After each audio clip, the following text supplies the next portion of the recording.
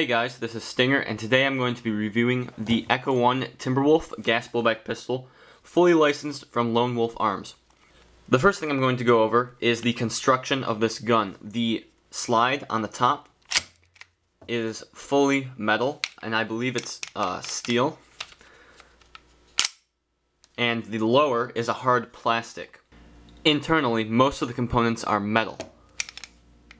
As you can see, I have removed the orange tip that comes with it on the front, and that has exposed the threads which are inside if you want to mount a silencer or other form of barrel extension. The next feature on the front of the gun is the front piece of the iron sights. As you can see, it has a white dot painted on it for easier visibility in low light conditions. On the bottom, there is a rail system which will allow you to mount a flashlight or a laser if you want to. Also in the same position, there is the very strangely implemented safety. It's almost impossible to use, and even more so when wearing gloves or in a combat situation. I find it to be very awkward and impractical, and it's the only point on this gun that I don't like. Next, you can see this little slide thing, which is on both sides. That has something to do with disassembling the gun, which I'll talk about later, as does this pin here. There is, of course, a full trigger guard extending all the way around the trigger, and the trigger, which is made out of plastic. I find the trigger to be rather satisfying to pull back, and it is not very sensitive, and it's not too hard to pull back. I think it's a good balance, however, that's often personal preference. Next is the magazine release, which is relatively standard. It does poke out on the side, and I have no complaints about it as it functions perfectly fine.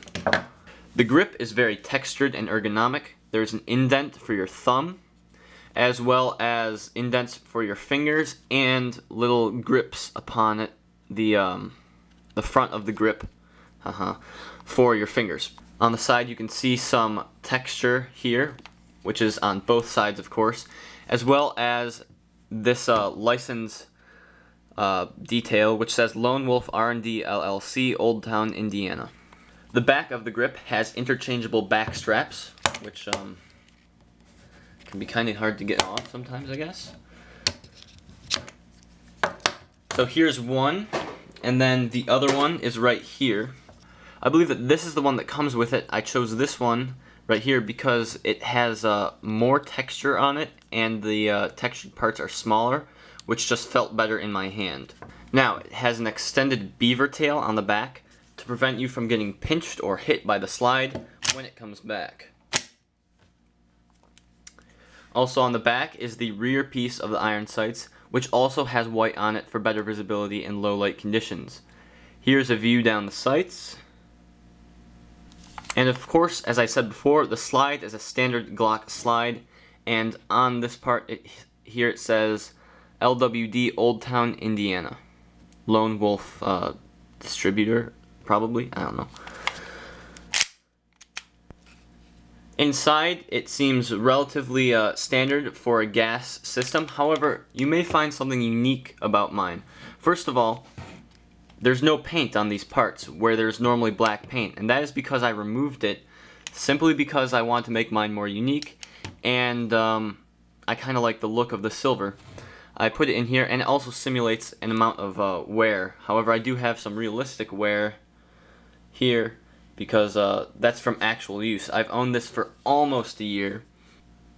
Now, back to what I was talking about before with this. Disassembling this gun is very easy. Knock down the hammer, pull those little things back towards the bottom of the gun, and then slide the slide right off. And then here's the lower. If you want to go into more detail of how to take apart the rest, I have already made a video. Click in the upper left hand corner on the annotation if you're on a device which has annotations available for it, and that will take you to the disassembly video. Now on the inside you can see that I've polished off paint which previously resided upon these high friction areas, and I've polished it down to a mirror finish. This allows the gun to be more efficient because it takes less gas to pull back the slide, and there is less friction on these parts. I got this tip from an Echo One tech support video, which I will link in this video. Click on the upper left hand corner right now, and it will take you there if you're on a device which supports annotations. Putting the gun back together is even easier. You just put the two pieces together and slide it back. This is the magazine. It seems to be fairly standard, nothing too special about it. It is double stack and holds 16 rounds. It is, of course, gas, uses propane or green gas. They're basically the same thing. On the bottom, there's a little wolf logo, and there's also this button which you can press and then slide that off. This will allow you to disassemble it, and in the same video that I was talking about before, we disassembled the magazine, so go back to that video and watch it if you want to know how to disassemble this. Of course, this video wouldn't be complete without a shooting demonstration, so I'm going to show you guys right now. First, I have not fully loaded this gun, so keep note of that.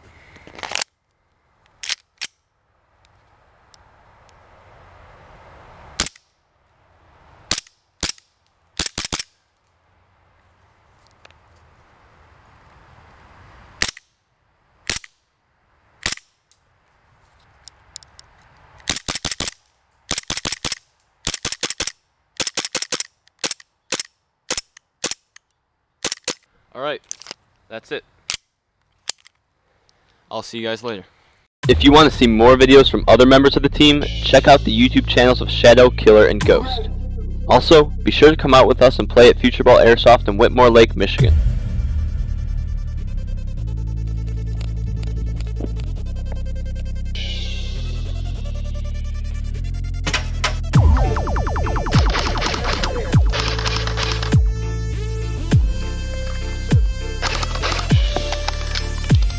Do you see him?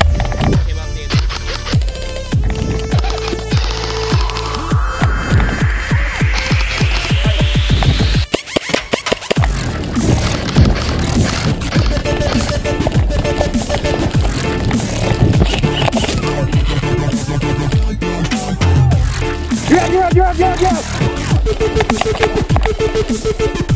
Right in front of you!